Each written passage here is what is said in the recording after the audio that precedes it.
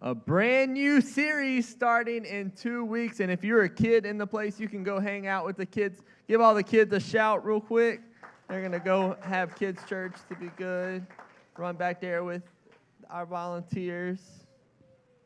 Awesome, awesome, awesome. So, yeah, I thought that was cool.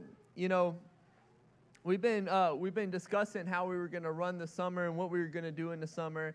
And as far as like preaching wise and being led by the Lord, it was cool because we had this worship series that we really felt led to. And then we started, you know what, one thing a lot of people deal with and a lot of things that I've noticed as I've been getting to pastor you guys is the thoughts in our head can a lot of times dictate. There's always that person, you know, not that we listen to, not a pastor, sometimes not other people. Sometimes the worst person we can listen to is ourselves if it's constantly being negative and constantly. So these toxic thoughts and stuff, we're going to deal with them in an original series. That was an original thing that the creative team filmed called Trash Talk, right? All about that trash talk. It's going to be really fun, and I think it's going to be cool. So you can mark your calendars on Father's Day. We thought, hey, why not start a series called Trash Talk on Father's Day? Because that just sounds like it works the best. But anyways, if you got your Bibles, you can turn to Matthew chapter 7. Matthew chapter 7. And while you're doing that too, I had to let you guys know. So me and my wife, we went to Kentucky this week. That's where her family's from. And for you that are watching online as well, this would be cool for you to know, is that what's cool is like I got to get away for the week because a lot of times, you know, I get paid to do this church or anything like that. I work another job, so working 2 jobs basically. So I had a week off this week where I got to go on basically a mini vacation, but to see Leah's family, but also got to get away and just listen to God, listen to the Lord. And because I don't know if you know this, but August is coming around, and that means our church is turning 2 years old in August, which is super exciting. And so I was like, man, it's time to hear from the Lord and get some fresh vision. And, man, the things that God's been speaking to me and showing me, I can't wait for you guys to see in August. I don't even know how I'm going to hold myself till August to tell you some of the changes we're going to be making, some of the cool things to reach more people. It's just going to be awesome. So I just want you to be excited because it's summertime. We got people out of town. We got Hugh here. And, it's a good day to be in church. Matthew chapter 7. So we're going to start week 3. Of Be Worship. The first week and second week were great. This week I think is going to be awesome. I'm going to start in verses 24. 3 verses, really 3 simple verses. It says, "Everyone then who hears these words of mine and does them will be like a wise man who built his house on the rock. The rain fell, the floods came, and the winds blew and beat on that house, but it did not fall because it had founded on the rock. And everyone who hears these words of mine and does not do them will be like a foolish man who built his house on the sand, and the rain fell, the floods came, and the winds blew, and they beat against that house, hurricane, and it fell, and great was the fall of it." If you're taking notes, which I hope that you are, you can title this message, "Worship That Last." Worship that last. I think this is going to be a powerful word today. You know, where I'm pulling from right here in Matthew chapter 7, this is the conclusion of Jesus' famous Sermon on the Mount. You know, you start in Matthew chapter 5, you see one of Jesus' most famous sermons, where he starts in Matthew chapter 5, and he starts dealing with a variety of topics, you know, like anger, lust, divorce, given to the needy. He talked about teaching people how to pray. He dealt with all these different topics. And after he dealt with all these topics, he brought the whole sermon home. You know, like preachers, we work on that last part, that conclusion, to like anchor the premise that you've been preaching down. And Jesus right here, as he's ending his Sermon on the Mount, he ends with these 3 verses talking about this parable of sandcastles and houses. And I think it's super important how by looking at this today, you're gonna see some cool things in it. So as he talked about these topics, he landed here. He was basically talking about, you know, houses that are laid on rock and houses that are laid on sand. You ever went to the beach and made some sandcastles before? I remember being young and going and never being able to sandcastles are hard, guys. Can we just be honest? Like, building sandcastles are not easy.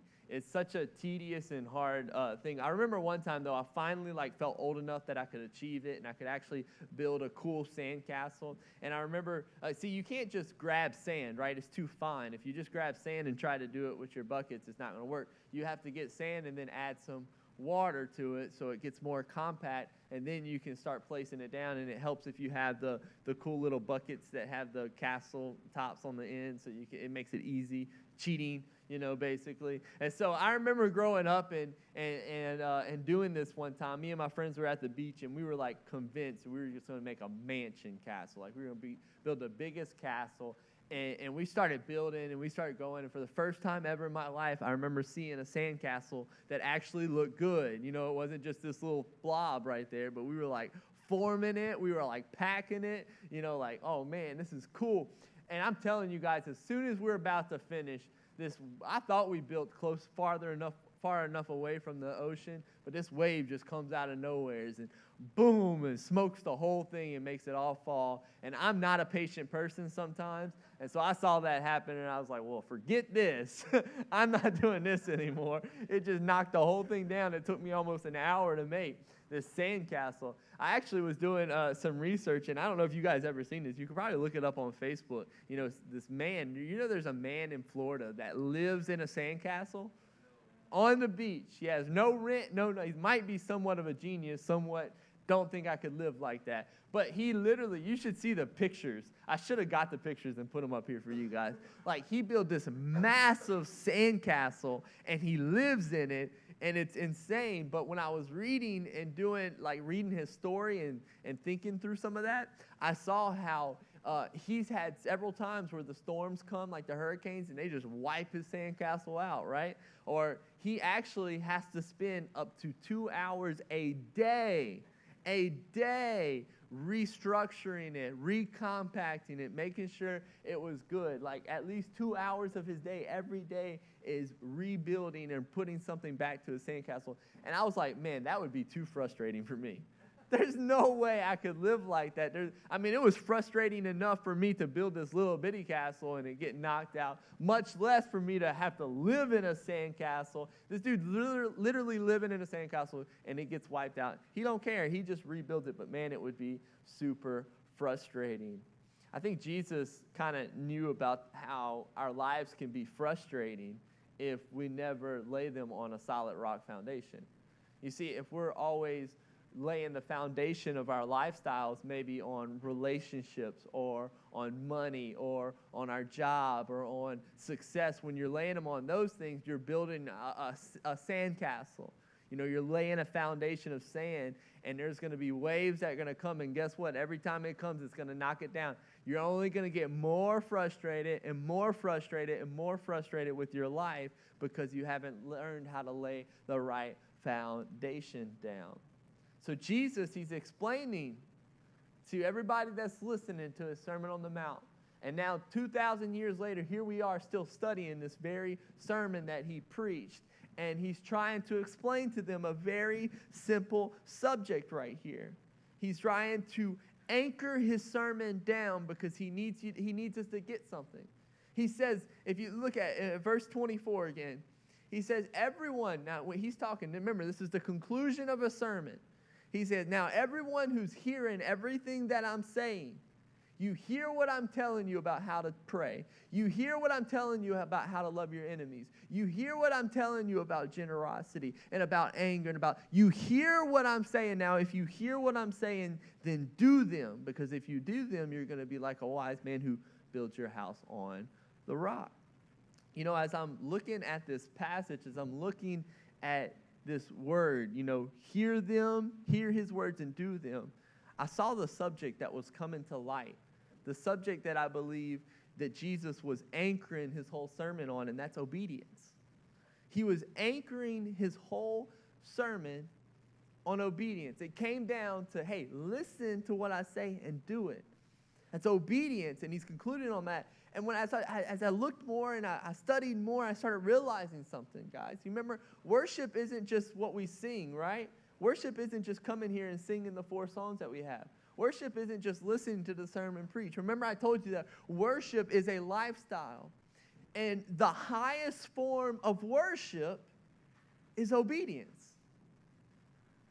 I thought if I had to tell you what obedience was like, or what worship was like in your heart and how to express it, I had to tell you what the highest form of worship is that you can give God. And did you know that it's not lifting your hands when you're praising Him in a song? Did you know that it's not getting on your knees and praying to Him? Did you know those aren't the highest forms of worship? Did you know that the highest form of worship is obedience? It's obedience. And as you look at this and what God's saying right here, man, all you can see is these stories of obedience. A lot of times if you read through the Bible, there's a story of, I'm going to show you biblically how this, about how the highest form of worship is obedience. And in this story in 1 Samuel chapter 15, you have King Saul. King Saul is wanting to, he hears from Samuel. So in the Old Testament, they had one guy basically before God's presence was poured on everybody. You had one prophet, this one dude. His name was Samuel. He would hear from God. He would tell the Israelites. He would tell King Saul what God was saying. And he told King Saul, hey, your enemies are right here, and God wants you to wipe them out. He's given them into your hands, but don't take anything from them. Wipe them completely out so you can start from scratch, because that's unclean. And King Saul takes the word. He knows the Lord's with him. He goes into battle. He destroys most. But guess what he does at the end? He sees all this cattle and livestock, and he's like, oh, you know what? I don't think I want to destroy that. That's good. That's wealth, And he takes it for his own, and they take it for his own wealth and for the country of Israel. And then God gets a little upset. He speaks back to Samuel, and he says, look, I told Saul not to do what he just did. He just disobeyed me. He rejected my word. He actually went and took some things from him when I told him not to. And this is what Samuel said in 1 Samuel chapter 15, verse 22. It says, has the Lord as great delight in burnt offerings and sacrifice as in obeying the voice of the Lord? For behold, to obey is better than to sacrifice and to listen to the fat of the rams. Leave it right there. See, what Saul thought in his mind was, hey, we won the victory. Thank you, Jesus. I'm going to take this cattle. And back in their time, they did the whole sacrifices, the brutal stuff, right? And they did sacrifice, and that was kind of their worship service. They probably sang some hymns, and they made a sacrifice, and that was like their worship service. He's like, it's all good because I'm going to use it for a good cause, right? It's all good. I'm going to use it for a good cause, so it's okay if I do this. But that wasn't what God asked of him. And Samuel is trying to give him the word of the Lord, and he's saying, do you think the Lord has a better delight in your offerings and your sacrifice? Or rather that you would just obey what he says? And he says, behold, it's to obey is better than worship. It's better than worship. Obedience is the highest form of worship. And scripturally, we see that God cares more about your obedience than just about anything. You can look all through the stories in the Bible, and you will see that how much obedience came into the play. How many times that people would so be out of trouble if they would have just obeyed God, right? They would have saved themselves so much more, so much less heartache and hardships in their life if they'd have just obeyed God. It's the same in our life, because a lot of times we grow up selfish. That's just who our nature is, and we want to do what we want to do, and we want to drive the steering wheel. And really, a lot of times when we do that, we just drive ourselves in more ruts than God would send us right through, right? It's because the way we want to do things, and it comes back to obedience. And Jesus is trying to tell them in this Sermon on the Mount in Matthew chapter 7, he's saying, look, if you would just listen to my words, but not just listen, you would do them, then you're going to start building a solid foundation. You won't be frustrated every time something happens to you, because your house isn't going to get knocked down. It's going to be on a solid foundation if you would just hear it and do it. And I started thinking about that. And I was like, well, the first part, let's think about this, hear it, Because can you really do God's command if you don't know it? Right? I mean, I couldn't do God's command or what he's asking of me if I don't know his word, right? I have to know his word, right? In order to be somebody who does God's word, I have to be somebody who knows God's word. And the truth is, many of us just don't know God's word at all. And there's many ways where you can figure this out. You know, the cool thing about God's word is, yeah, he's not with us physically now. He's with us spiritually. But what's cool is he left something behind that is his words, right? Matter of fact, John chapter 1, you just have to read it. In the beginning was the Word. The Word was with God, and the Word was God. That means the Bible, what's probably on your nightstand getting 2 inches of dust because we haven't picked it up, is the Word of God that is trying to speak to you. And God wants to speak to you so much. He does. But he can't speak to you if you never open up to him. If you never give him a chance to know his word, then you wouldn't see it. I mean, that's one way, though. Another way is being faithful. You come into church. Many of you come to church on Sundays. Guess what? We get to celebrate. We get to open up God's word. We get to study God's word together. That's a way that you get to hear God's voice in your life, even through worship. It's what's crazy is when you start doing these things, when you start reading your word, when you start going to church, when you're intentional, how James says, when you draw near to God, he draws near to you. So if you're drawing near to God, guess what? When he whispers something in your voice, you'll hear it in your ear. You won't hear it if that's not happening, though, because we have to be intentional about hearing God's word. And let me tell you something. The more you get the word in you, the stronger your foundation will be. The stronger the foundation on your house will be as I'm filling my heart with the knowledge of what God commands out of me. Now, let me tell you something, because this is where we can, when we get to a fork in the road, and you can see if you're not really studying God's word, or you're not really listening to God's word, then automatically when you hear a preacher or somebody say obedience, then your initial thought is, oh yeah, Christianity, it's all about following these rules and regulations, right? That's your immediate thought. And it's so easy to get so legalistic quick. It's like, oh, well, what about the Bible? All I got to know is the 10 Commandments. I know those, and I got to follow those, and then it's going to be all good, right? That's what obedience is doing those things. And, man, I'm telling you that obedience is so much deeper than following a bunch of rules, because it never was intended to be like that. Matter of fact, if you look through the New Testament and you read some, you're going to see what these legalistic people, they were called Pharisees and Sadducees. And they would follow the rules to the T. I mean, to the T, they would follow the rules. But they weren't truly in relationship with God because they were missing one ingredient. This is where I'm headed. They were missing one simple thing in their life, and that was love. There was no love in their life. It was more about, if I have to work myself to God. I have to work my way through these rules so God will accept me. And aren't you thankful that that's not the true God who you serve? That you don't have to work your way to him. He already did the work for you. It's his grace is sufficient for your life when he died on the cross. And so I look at this and I start seeing something, because you see, if we would read our word and we would get into it, then we'd realize something about what Jesus did when he came. Bye-bye notes.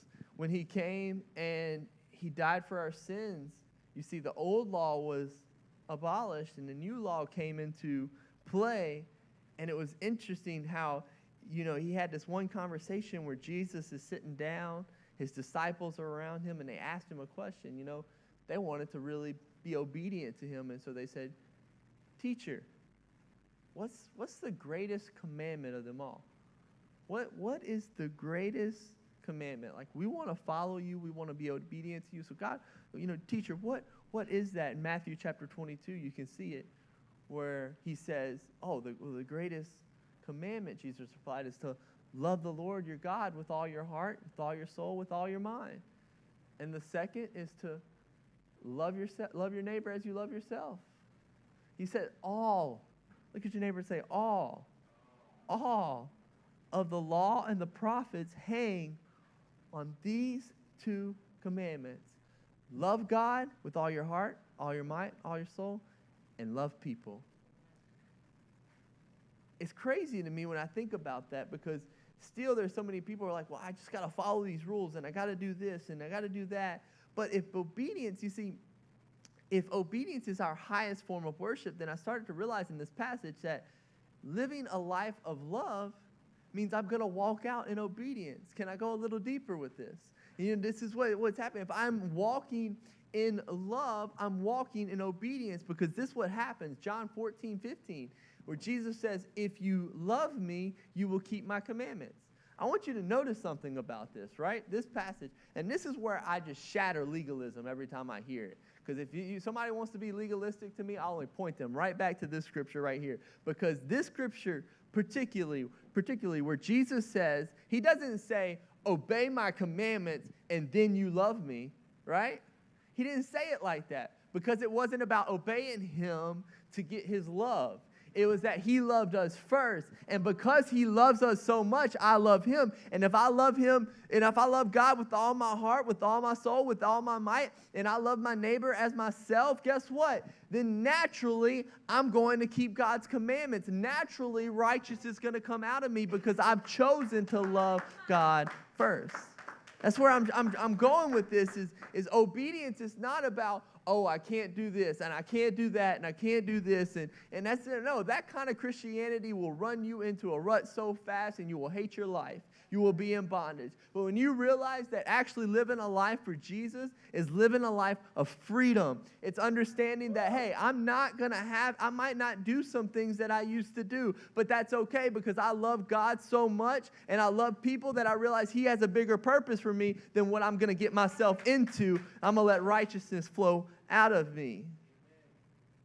Man, you want to have worship that lasts? You know, that's why I got to the title, Worship That Lasts, because it's so easy for us to come on Sundays and worship God and be like, oh, he's all good, but then our Monday through Saturday be hell, because we let situations get in our life and dictate our emotions, and then we're drinking, and then we're like on the other things to let them take us over, and next thing you know it, you're back here on Sunday and you're ready to worship again, but you go back through the cycle, and the only reason that's happening is because you're building your foundation on sand, and you're getting frustrated that this is happening, and God's saying, just love me so much and love people so much that you're going to start to see a difference in your life.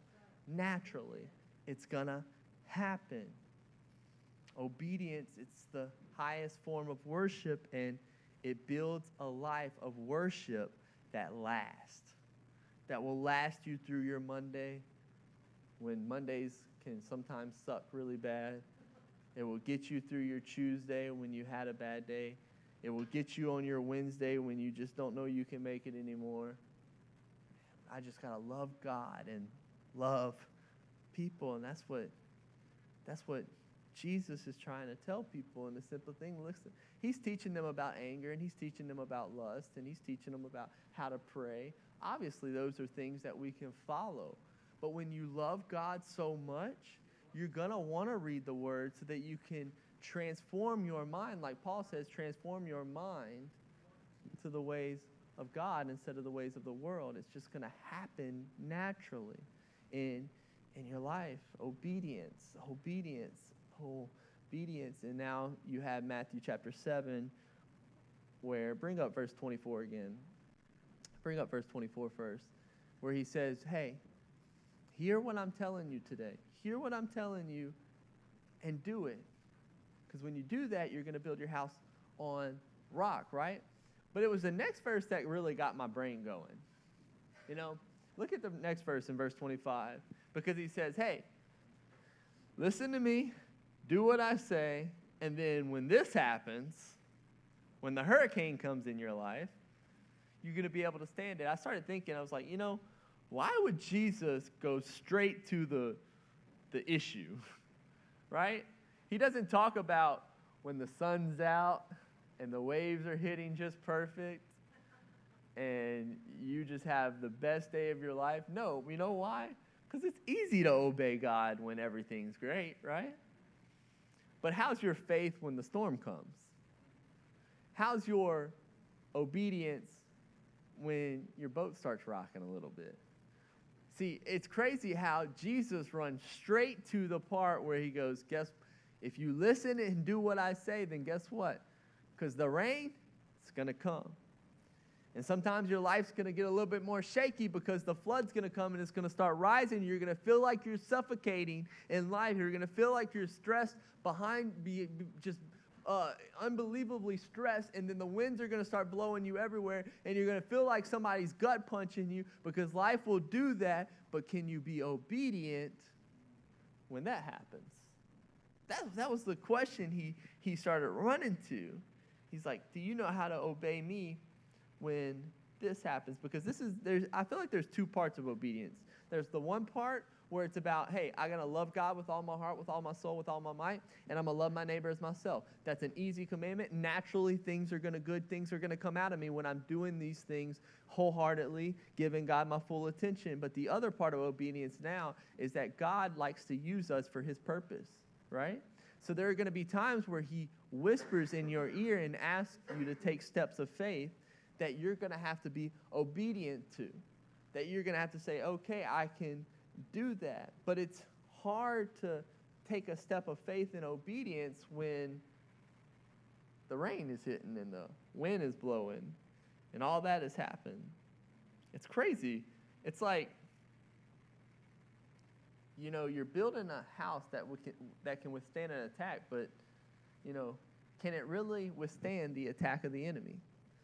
Can you still obey God when people think you're nuts? Can you still obey God when he asks you to take a step of faith and then the storm comes?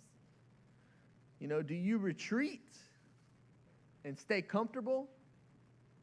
Or do you move in faith and obedience? Because I really do believe that true worship, like I've been talking about, is giving God worth from our heart, giving him full attention, knowing that our heart's pure and it's moving to him. But it's also realizing that he's supreme and that I'm under his care and he's going to guide me in his ways.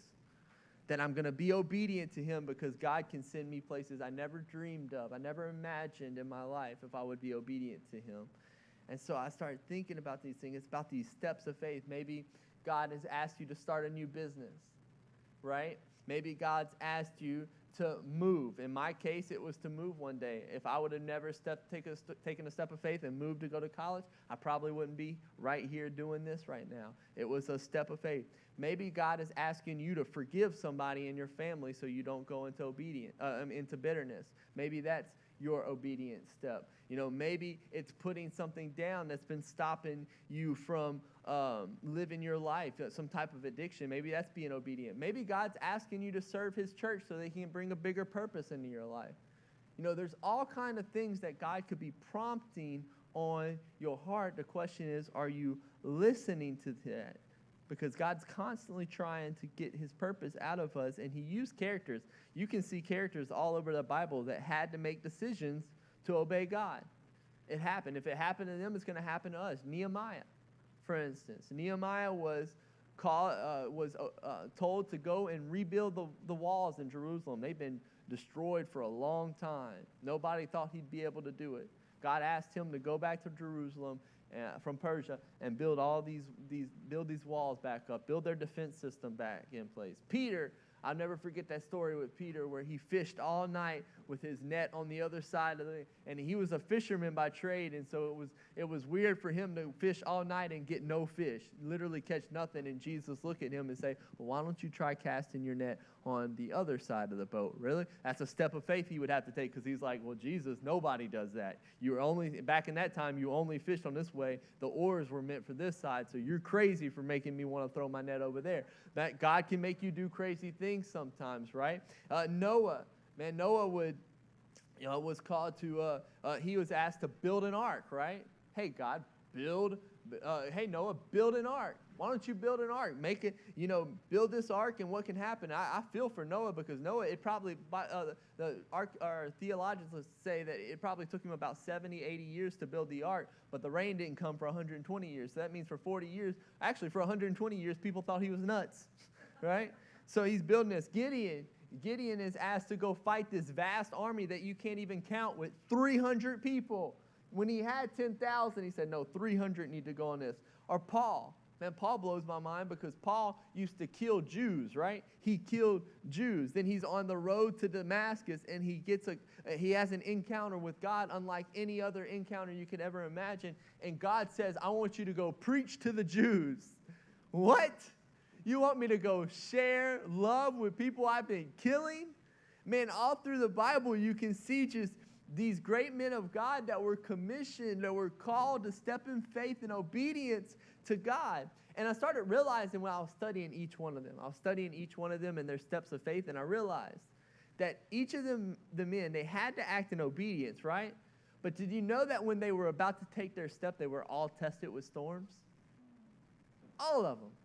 All of them were. Nehemiah, he had, this guy named Sanballat, Tobiah, and Geshmi that wanted to destroy him, and because they were trying to get people against him to fight him and destroy him from rebuilding Jerusalem because they didn't want to see the walls of Jerusalem rebuilt, right?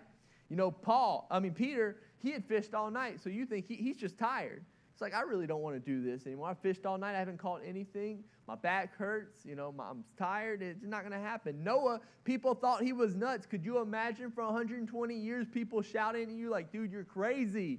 Like people probably walking by pointing at him like, you've heard what this guy did next? Like, although they have to be somewhat amazed that this dude built an ark that big, right? Yeah. They would have to think like, I'm going to him for my contracting work or something like that.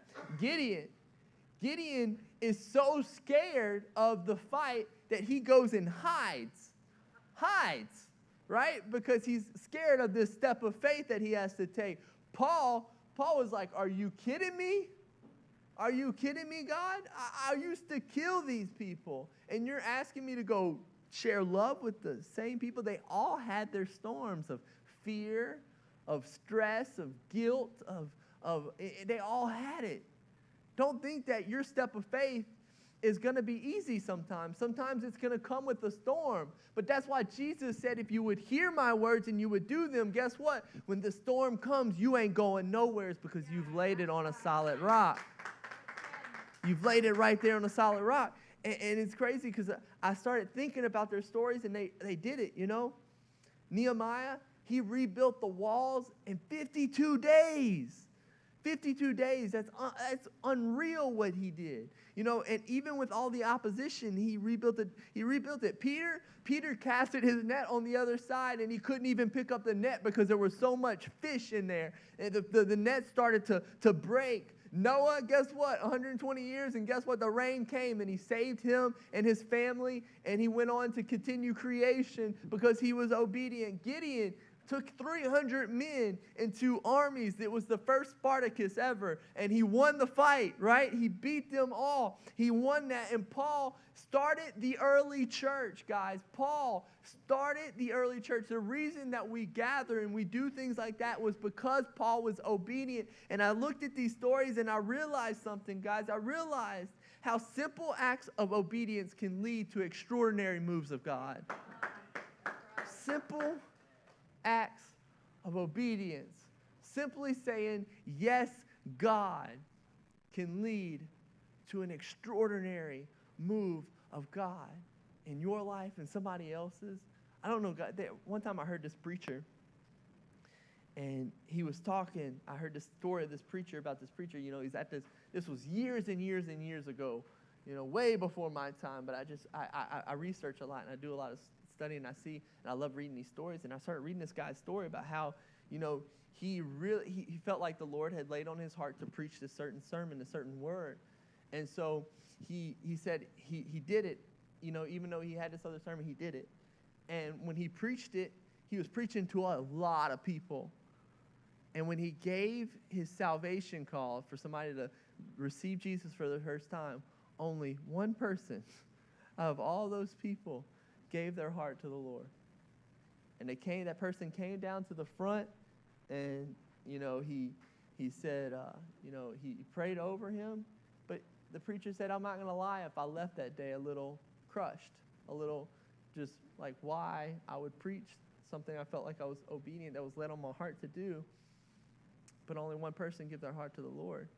It wasn't until years later that he realized the dude that gave his heart to the Lord was Billy Graham, guys. Billy, have you ever heard of Billy Graham? Right? Billy Graham, America's pastor, the guy who goes on to win 1 million souls probably for the Lord, was the only person that responded to that altar call. But because of one simple act of obedience, it led to an extraordinary move of God. It's unreal to me what can happen when we're obedient. And I love how the prophet Isaiah says straight from the heart of God in Isaiah chapter 1, verse 19, he says, if you are willing and obedient, you're going to eat the good of the land. And if you're willing and you're obedient, blessings are going to come to your life. They're going to come. The wind is going to come. The flood's going to get higher. The rain's going to knock you down sometimes. It's going to be bad, but guess what? You're going to eat the good fruit of the land because blessing is in His department. Obedience is in our department. If we would just obey God and believe Him for what is to come. Man, I'm speaking to some of you right now about taking steps of faith. Because some of you right now, I know God has spoken to your heart. He's spoken into your life, and He's asking you to make a step of faith. He's asking you to step out, whether it could be a ton of different things that it could be. It could be moving. It could be asking for forgiveness from that family member. It could be serving at church.